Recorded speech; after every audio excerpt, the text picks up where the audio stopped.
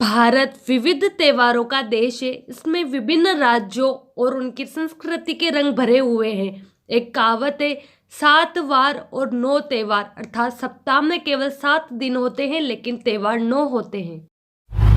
गणगौर या गौरी तृतीया एक जीवंत धार्मिक त्योहार है जो देवी पार्वती और भगवान शिव के दिव्य प्रेम का उत्सव मनाता है।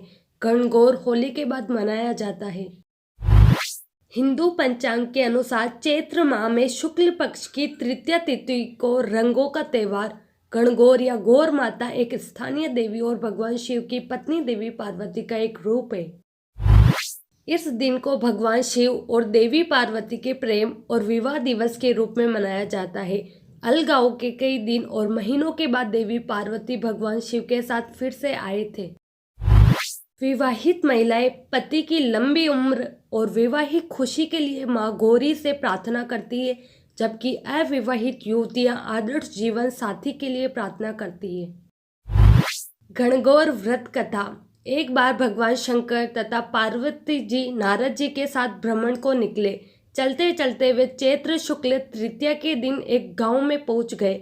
उनके आगमन का समाचार सुनकर गांव की श्रेष्ठ कुलीन स्त्रियां उनके स्वागत के लिए स्वादिष्ट भोजन बनाने लगी।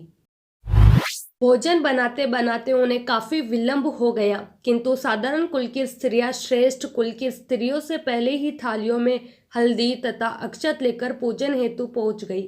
पार्वती जी ने उनके पूजा भाव को स्वीकार करके सारा सुहाग रस उन पर छिड़क दिया। वे अटल सुहाग प्राप्ति का वरदान पाकर लौटी। तत्पश्चात उच्च कुल की स्त्रियां अनेक प्रकार के पकवान लेकर गौरी जी और शंकर जी की पूजा करने पहुंची। सोने चांदी से निर्मित उनकी थालियों में विभिन्न प्रकार के पदार्थ थे। उन स्त्रियों को देखकर भगवान शंकर ने पार्वती जी से कहा, तुमने सारा सुहाग रस तो साधारण कुल की स्त्रियों को ही दे दिया, अब इन्हें क्या दोगी? पार्वती जी ने उत्तर दिया, प्राणनाथ, आप इसकी चिंता मत कीजिए। उन स्त्रियों को मैंने केवल ऊपरी पदार्थों से बना रस दिया है, इसलिए उनका रस धोती से रहेगा। परंतु मैं इन उच्च कुल की स्त्रियों को अपनी उंगली चीरकर अपने रक्त का सुहाग रस दूंगी। यह सुहाग रस जिसके भाग्य में पड़ेगा वह तन मन से मुझ जैसी सौभाग्यवती हो जाएगी। जब स्त्रियों ने पूजन समाप्त कर दिया तब पार्वती जी ने अपनी उंगली चीरकर उन पर छिड़क दी। जिस पर जैसा छींटा पड़ा उसने वैसा ही सुहाग पा लिया। तत्पश्चात भगवान शिव की आज्ञा से पार्वती जी ने नदी तट पर स्नान किया और बालू की शिव मूर्ति बनाकर पूजन करने लगी। पूजन के बाद बालू के पकवान बनाकर शिव जी को भोग लगाया।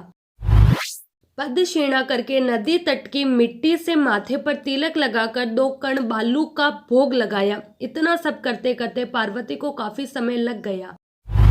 काफी देर बाद जब वे लौटकर आई तो महादेव जी ने उनसे देर से आने का कारण पूछा। उत्तर में पार्वती जी ने झूठ ही कह दिया कि वहां मेरे भाई भावज आदि मायके वाले मिल गए थे।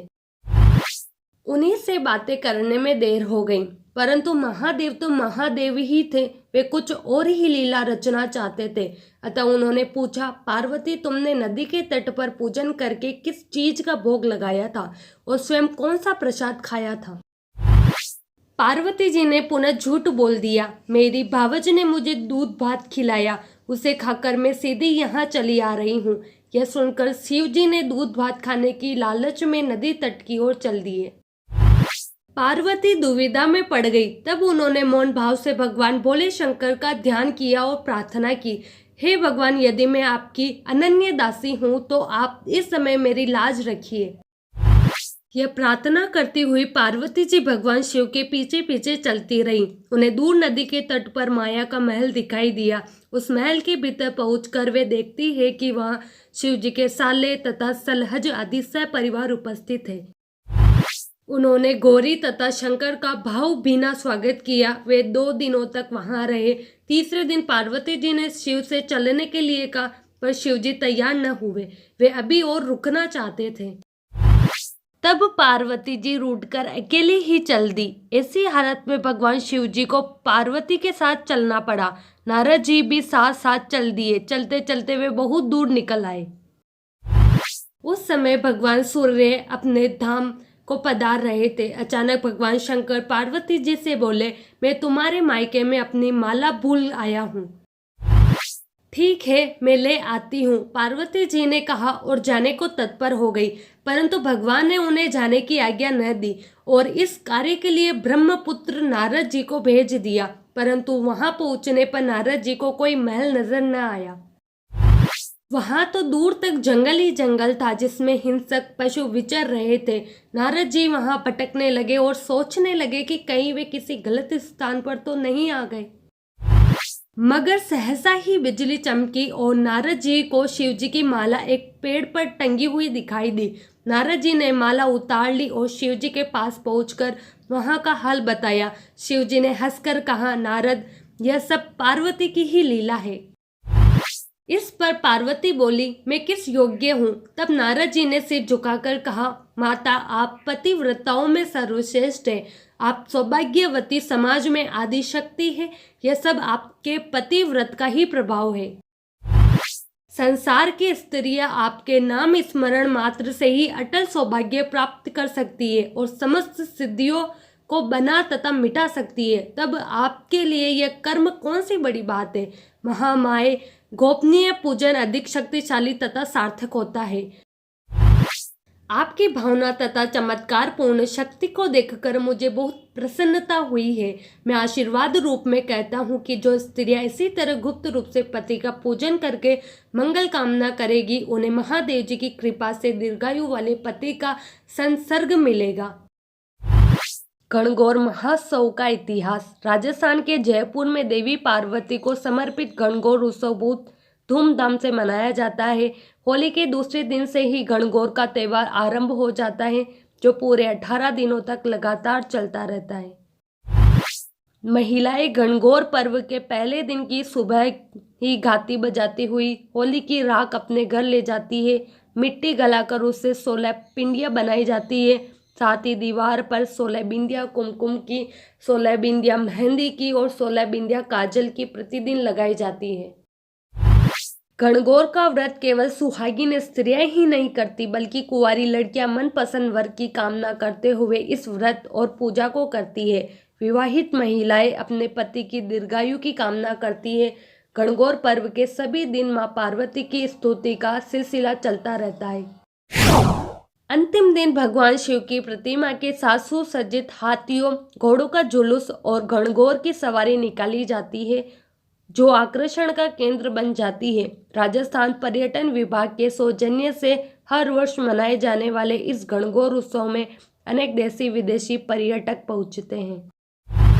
गणगौर पर्व का इतिहास भी बहुत पुराना है। यह व्रत माता पार्वती ने शिव के लिए किया था। इस व्रत को महिलाएं अपने मायके में पति के बिना बताई ही करती है। चैत्र कृष्ण तीज को गणगौर की प्रतिमा एक चौकी पर रख दी जाती है। यह प्रतिमा लकड़ी की बनी होती है। उसे जेवर और वस्त्र पहनाए जाते हैं। उस प्रतिमा की सवारी या शोभा यात्रा निकाली जाती है। नाथ द्वारा में 7 दिन तक लगातार सवारी निकलती है। सवारी में भाग लेने वाले व्यक्तियों की पोशाक भी उस रंग की होती है जिस रंग की गणगौर की पोशाक होती है। 7 दिन तक अलग अलग रंग की पोशाक पहनी जाती है। आम जनता के वस्त्र गणगौर के अवसर पर निःशुल्क रंगे जाते हैं। माना जाता है कि राजघरानों में रानियां और राजकुमारियां प्रतिदिन गौर की पूजा करती है। पूजन के स्थान पर दीवार पर ईश्वर और गौरी के भव्य चित्र अंकित कर दिए जाते हैं। ईश्वर के सामने गौरी हाथ जोड़े बैठी रहती है। ईश्वर जी काली दाढ़ी, राजसी पोशाक में तेजस्वी पुरुष के रूप में अंकित किए जाते हैं। मिट्टी की पिंडियों की पूजा कर दीवार पर गौरी के चित्र के नीचे रोली, कुमकुम और काजल की बिंदियां लगाकर हरी दूब से पूजती है। साथ ही इच्छा प्राप्ति के गीत गाती है। एक बुजुर्ग औरत फिर 5 कहानी शंकर पार्वती के प्रेम की, दाम्पत्य जीवन की मधुर झलकियां की सुनाती है। शंकर और पार्वती को आदर्श दंपति माना जाता है। शिव पार्वती से जुड़ा इतिहास। माना जाता गणगौर अपने पियर आती है और पीछे पीछे ईश्वर उसे वापस लेने आता है और आखिर में चैत्र शुक्ल द्वितीया व तृतीया को गणगौर को अपने ससुराल के लिए विदा किया जाता है। यह लोकप्रिय मेला हिंदू देवता गौरी माता के सम्मान में आयोजित किया जाता है। मान्यताओं के अनुसार प्राचीन काल में माता पार्वती ने भगवान शिव को पति रूप में पाने के लिए तपस्या, व्रत आदि किया था। भगवान शिव माता पार्वती की तपस्या से प्रसन्न हुए और माता पार्वती की मनोकामना पूरी की। तभी से कुंवारी लड़कियां इच्छित वर पाने के लिए और सुहागनें अपने सुहाग की लंबी उम्र के लिए ईश्वर जी और मां पार्वती की पूजा अर्चना करती है। घनघोर वाले दिन महिलाएं सज धज कर 16 श्रृंगार करती है और माता गौरी की विधि विधान से पूजा करके उन्हें श्रृंगार की सभी वस्तुएं अर्पित करती है। इस दिन मिट्टी से ईश्वर और घनघोर की मूर्ति बनाई जाती है और इन्हें बड़े ही सुंदर ढंग से सजाया जाता है। घनघोर पर विशेष रूप से मैदा के गुणे बनाए जाते हैं और घनघोर माता को भोग लगाया जाता है। शादी के बाद लड़की पहली बार घनघोर अपने मायके में मनाती है और गुणों तथा सास के कपड़ों का बयाना निकालकर ससुराल में भेजती है। यह विवाह के प्रथम वर्ष में ही होता है। बाद में प्रतिवर्ष घनघोर लड़की अपने ससुराल में ही मनाती है। ससुराल में भी वह घनघोर का उद्यापन करती है और अपनी सास को बायना, कपड़े तथा सुहाग का सारा सामान देती है। साथ ही 16 सुहागिन स्त्रियों को भोजन कराकर प्रत्येक को संपूर्ण श्रृंगार की वस्तुएं और दक्षिणा दी जाती है। दोपहर बाद घनघोर माता को ससुराल विदा किया जाता है, यानी कि विसर्जित किया जाता है। विसर्जन कुएं या तालाब में किया जाता है। लड़की के लिए त्योहार के 18 दिनों के पूरे पाठ्यक्रम का पालन करना और अपनी शादी की अच्छी तरह से सुनिश्चित करने के लिए उपवास रखना अनिवार्य है। यहाँ तक कि अविवाहित लड़कियां 18 दिनों की पूरी अवधि के लिए उपवास करती है और दिन में केवल एक समय भोजन करती है। घनघोर त्योहार को उमंग, उत्साह और जोश से मनाया जाता है। स्त्रियां गहने कपड़ों से सजी धजी रहती हैं। उनकी आपसी चूहलबाजी सरस सुंदर है। साथ ही शिक्षाप्रद छोटी छोटी कहानियां, चुटकुले, नाचना और गाना तो इस त्योहार का मुख्य अंग है ही। घरों के आंगन में सालेडा आदि नाच की धूम मची रहती है। महिलाएं रंग बिरंगे परिधानों में सज संवर कर गौरी और शिव की आराधना करती हैं। गौरी का प्रस्थान। गौरी और ईश्वर की मूर्तियों को नए परिधानों में तैयार किया जाता है और विशेष रूप से इस अवसर के लिए बनाए गए अति सुंदर आभूषणों से सुसज्जित किया जाता है। खूबसूरती से सजी हुई प्रतिमाएं ऐसी लगती है जैसे इन लड़कियों और विवाहित महिलाओं द्वारा जीवन में उतारी जाती है। विवाहित महिलाओं के सिर पर रखी गई ईश्वर और गौरी की मूर्तियों को दोपहर में एक जुलूस में एक बगीचे, बावड़िया, जोहड़ या कुएं में ले जाया जाता है। गौरी के पति के घर चले जाने से विदाई गाने गाए जाते हैं। गौरी की मूर्ति को जुलूस में मौजूद महिलाओं द्वारा पानी चढ़ाया जाता है। अंतिम दिन जुलूस एक टैंक या एक कुएं के पानी में सभी मूर्तियों के विसर्जन के साथ समाप्त होता है। महिलाएं गौरी से विदाई लेती है और आंसू भरी आंखों से अपने घर की ओर लौटती है और इस तरह घनघोर महोत्सव का समापन होता है।